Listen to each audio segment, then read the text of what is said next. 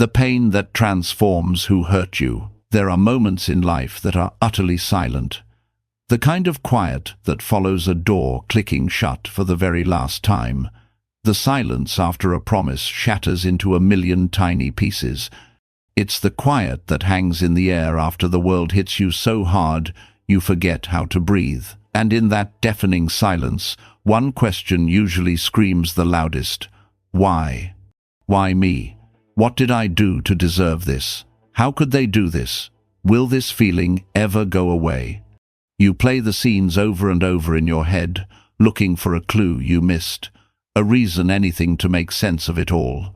You feel shattered and left behind, broken by what someone else did. The solid ground you were standing on has turned to quicksand, and every time you struggle, you just sink deeper into despair. But what if I told you that the person who hurt you, the one you think broke you, didn't actually break you? What if they couldn't? What if the pain you're feeling right now, the kind that feels like it's poisoning you from the inside out, is actually the key to your transformation? What if this deep wound isn't the end of your story, but the beginning of your real power? This isn't about pretending it doesn't hurt. It's not about slapping on a fake smile. This is about a deep, ancient truth that people have used for centuries to overcome betrayal, exile, and loss. A truth that says, inside this agony is the raw material you need to build a new you. A you that isn't bitter, but wise. Not fragile, but resilient. A you that is, for all practical purposes, unstoppable. This is the journey of turning your deepest hurt into your greatest strength. The anatomy of hurt. First, let's be honest about the pain. Let's give it the respect it deserves. Betrayal is a special kind of wound. It's not a clean cut, it's a shattering. It's not just about what they did, the lie, the cheating, the abandonment. It's about the demolition of a world you shared. The person who hurt you wasn't just anybody. They were a trusted architect of your life. They had the blueprints to your heart. They knew the secret passages in your mind, and they held the keys to what made you feel vulnerable. And then, whether they meant to or not, they used that access to cause a collapse. The pain you're feeling is the agony of your world being taken apart without your permission. It's the shock of realizing the story you were living wasn't entirely true. That's why it feels so personal, so world-shaking. It's an attack not just on your present, but on your past. Suddenly, every good memory feels tainted. Every laugh feels like a lie. Every moment you trusted them feels like a moment you were being a fool. This kicks off a chain reaction inside you. First comes confusion. Your mind scrambles, trying to make sense of how the person you knew could be the same one who caused this pain. They can't be the same, and yet they are. It's exhausting. Then your self-worth takes a hit. You start to think their actions are a reflection of your value. I guess I wasn't good enough. I wasn't worthy of being treated well. There must be something wrong with me. Their bad behavior becomes your proof of being inadequate. Finally, this deep feeling of powerlessness sinks in. You feel like a passenger in your own life, a victim of someone else's choices. You didn't choose this. It was done to you. And in that powerlessness, bitterness starts to grow. You might dream of revenge, wanting them to feel the same pain they caused you. You start building walls around your heart, swearing you'll never be that vulnerable, that trusting, that stupid again. This is the natural, human reaction. It's the vortex that threatens to pull you under, the crossroads of reaction. Right here, in the middle of all this wreckage, you're standing at a crossroads. You might not even realize it's a choice, but it is the most important choice you will ever make. Two paths stretch out in front of you. The first path is the one most people take. It's the path of reaction. On this path, the pain becomes who you are. You're the one who got cheated on. You're the person who was abandoned. Your whole story is built around your suffering. Every conversation finds its way back to the injustice. Every new person you meet is judged through the cracked lens of your past. On this path, you let the person who hurt you live in your head, rent-free, long after they're gone. You might think holding on to anger is punishing them, but it's like drinking poison and waiting for the other person to die. It only destroys you from the inside.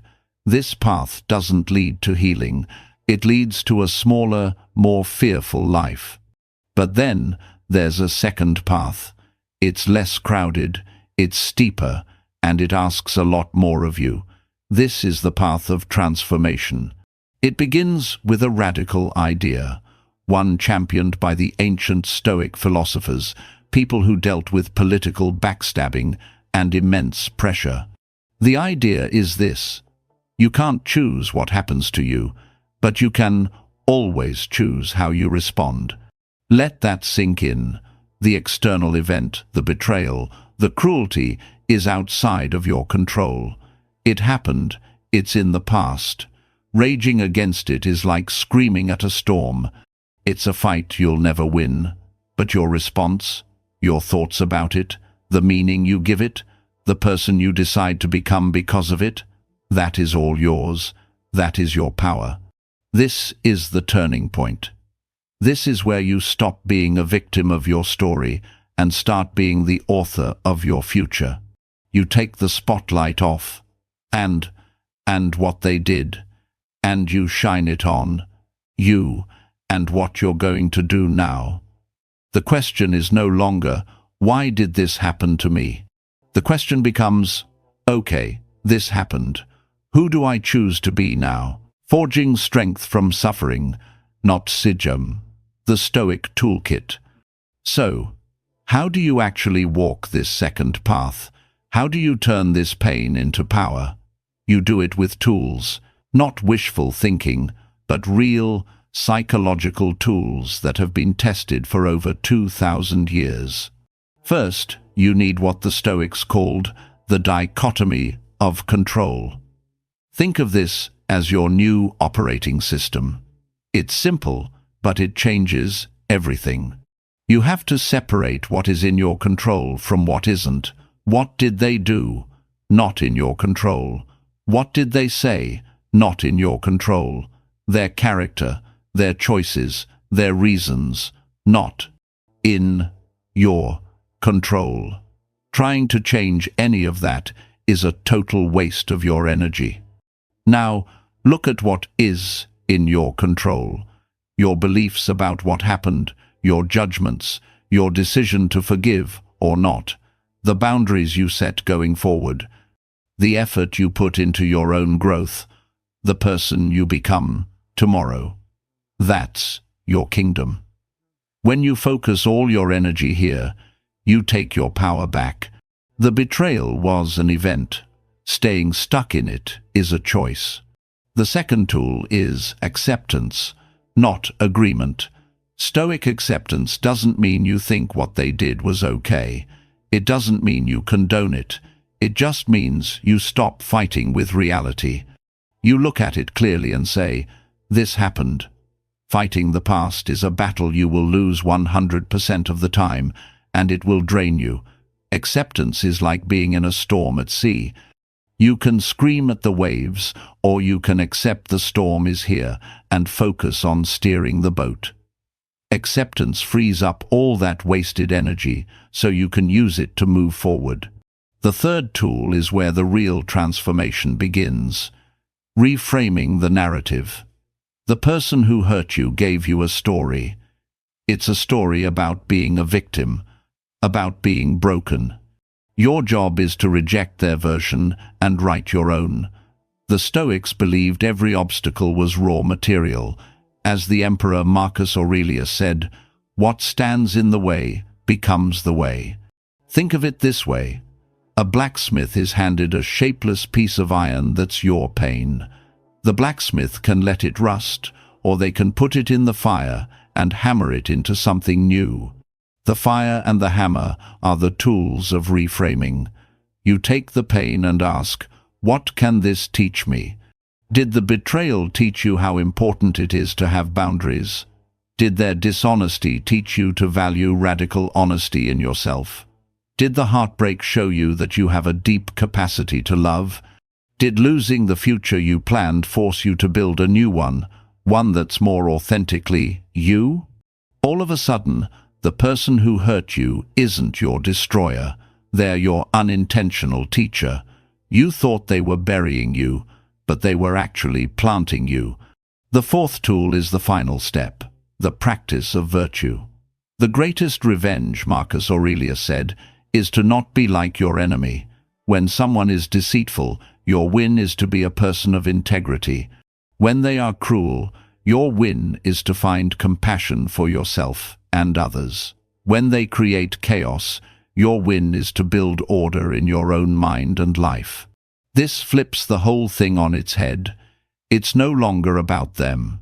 It becomes an opportunity for you to build your character. Every time you feel that sting of pain, it becomes a trigger for a conscious choice. How will I respond?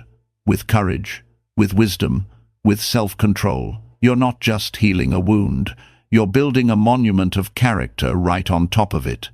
A great way to start is with a Stoic journal. Each day, just write down your thoughts. What challenges came up today related to this pain? What was in my control? What wasn't? How can I choose to act with virtue tomorrow? This practice builds your resilience, one day at a time. The unstoppable you. So, who is this person that emerges on the other side? What does the unstoppable you look like? This new you isn't bitter or cynical. Bitterness is just a sign that they still have a hold on you. Instead, you're discerning. You've learned a priceless lesson about character, and you move through the world with wisdom. You don't give your trust away blindly, but you aren't closed off to love, because your safety no longer depends on other people's actions. This new you is not fragile. You aren't walking on eggshells, terrified of getting hurt again. You're what we call anti-fragile. You've faced one of the deepest pains imaginable, and you didn't just survive, you used it to get stronger. You know that life will have other challenges, but you're not afraid of them anymore. You've proven to yourself that you have the tools to handle whatever comes your way. You wear the scars, not as signs of damage, but as proof of your strength. And the new you doesn't hate the person who hurt you. Hate is a chain that keeps you tied to them. Instead, you arrive at a place of calm indifference. They are simply a character from a previous chapter of your life, a chapter that taught you something profound. You took the lessons and the wisdom from the experience, and you left the rest behind. Most importantly, the new you has an unshakable inner peace. Your happiness and your sense of worth are no longer dependent on someone else's approval. They are generated from within, forged in the fire of your own response to pain. You've built what the Stoics called an inner citadel. The world can do what it wants outside those walls. People can disappoint you. Life can be unfair, but your inner peace is yours. You have become the one thing they never intended for you to be: free. Conclusion. The person who hurt you thought they were writing the end of your story. They thought they had the power to break you. And for a while, it felt like they were right. The pain was real, and the damage felt total. But they were wrong. They weren't writing your final chapter. They were writing your origin story. They were the catalyst in the epic tale of you becoming who you were always meant to be. They handed you poison, and you, with your courage and wisdom, turned it into medicine. The very pain they caused became the pressure that created a diamond. You didn't just heal, you evolved. The pain was the price you paid to become a stronger, wiser, and more resilient version of yourself. They may have started the fire, but you were the one in charge of the forging. If this helped you today, share it with someone who might be going through their own storm. And in the comments, I'd love to hear one piece of wisdom you gained from a painful experience. Your story could be the light someone else needs to see. Thank you for being here today. Remember, you don't get to choose the pain, but you always, always get to choose the transformation.